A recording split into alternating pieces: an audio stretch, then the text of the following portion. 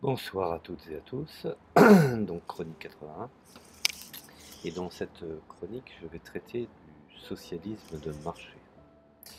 Alors, direz-vous, qu'est-ce que le socialisme de marché? Simplement, dans cette théorie, les moyens de production sont détenus, en priorité bien entendu, par l'État. Mais les entreprises restent indépendantes dans leur prise de décision, par contre, ce qui donne une flexibilité importante. Voilà, la chose est dite. Pour mieux comprendre, il faut savoir que l'État est alors détenteur des moyens de production et une autorité détermine les prix empiriquement. Si un surplus, par exemple, apparaît alors que les prix baisseront selon le principe de l'offre et de la demande, les entreprises sont cependant libres et prennent des décisions, je dirais, de gestion comme elles le souhaitent, selon leur bon vouloir. Pardon. On a donc deux systèmes qui cohabitent ensemble. D'un côté, nous avons en premier lieu l'État qui est propriétaire des moyens de production, tout en, je dirais, bénéficiant de l'efficacité des mécanismes rationnels du marché, et de l'autre côté, une gestion par des administrateurs indépendants. Alors rentrons dans le vif du sujet. Essayons de porter l'analyse de la théorie du socialisme de marché. Alors, peu de pays ont mis en place cette théorie à l'exception de l'URSS, sous Mikhail Gorbatchev par exemple, ainsi que la Chine contemporaine de Deng Xiaoping, avec des adaptations majeures. Et n'oublions pas également, à une certaine période, dans les années 70, un essai d'économie sociale de marché en Allemagne fédérale. Bon. Alors, d'une façon réelle et sérieuse, cette théorie ne diffère, je dirais, ne diffère pas, peu, je dirais, du capital, ce qu'on pourrait appeler le capitalisme libéral. Alors, puisque même si les entreprises sont possédées par l'État, elles restent dans un objectif, je dirais, de rentabilité et ne subissent aucune régulation. Le seul aspect, parce que finalement, au fond, on a quand même le mot socialisme qui apparaît, donc le seul aspect de marché, donc en termes de socialisme, qui n'a jamais été mis en place et qui semble plus, je dirais, un concept de désir, de déterminer finalement au fond une sorte de régulation des prix du marché. Alors, nous avons effectivement dans cette présentation la planification et les forces du marché qui ne constituent pas la différence essentielle entre socialisme et capitalisme. Une économie planifiée n'est pas la définition du socialisme. Ça, c'est une chose qu'il faut bien, je dirais, prendre en compte. Car elle existe également dans le capitalisme. L'économie de marché existe aussi avec le socialisme, et les deux, je dirais, forces sont des manières de contrôler chacun de son côté, avec ses outils, l'activité économique. Alors effectivement, il y a plusieurs écoles de pensée qui déterminent aussi bien l'économie classique, dont les conséquences économiques sont le capitalisme libéral. Nous avons également les principaux cycles économiques qui sont déterminés par l'économie keynésienne, qu'on qualifie d'une façon plus scientifique comme étant l'économie keynésienne normative. Nous avons bien entendu le marxisme, qui est à la base, dans son évolution, avec quelques adaptations du socialisme de marché, qui donne lieu effectivement à une politique monétaire, ce qu'on pourrait qualifier comme le monétarisme.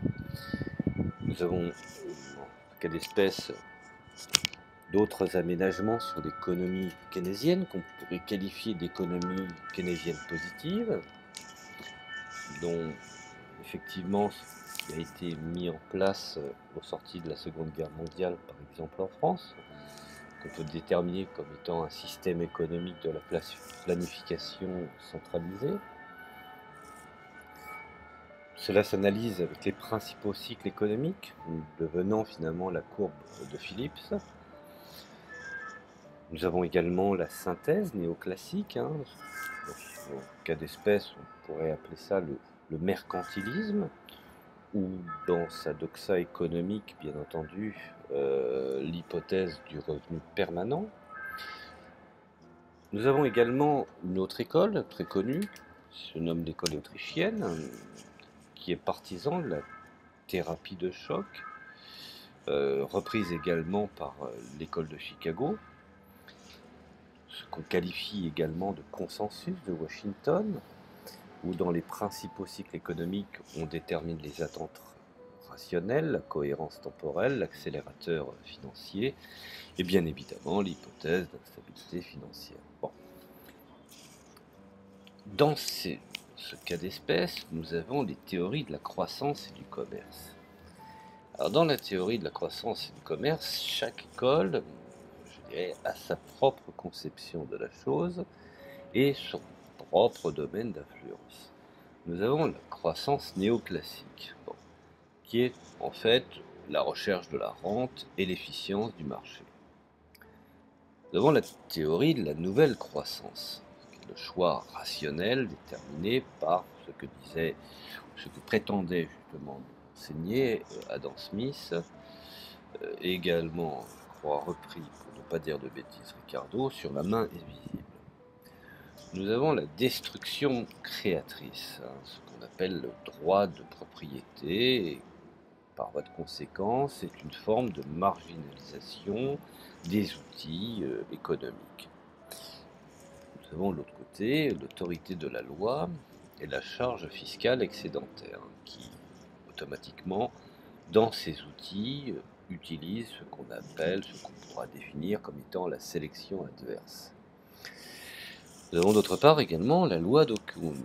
La loi d'Okuhn, c'est celle qui finalement détermine l'économie de l'offre et l'aléa moral.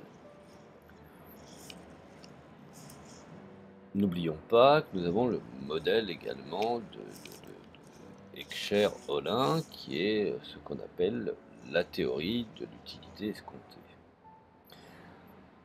Aujourd'hui, nous sommes dans un cas d'espèce dont le commerce international, dans la théorie de Paul Krugman, ce qu'on appelle la théorie des perspectives, dont la zone monétaire est optimale, on pourrait les qualifier effectivement comme la théorie des jeux, ou ce que d'autres pourront définir comme étant l'impossibilité trinité, donc le principe pollueur-payeur.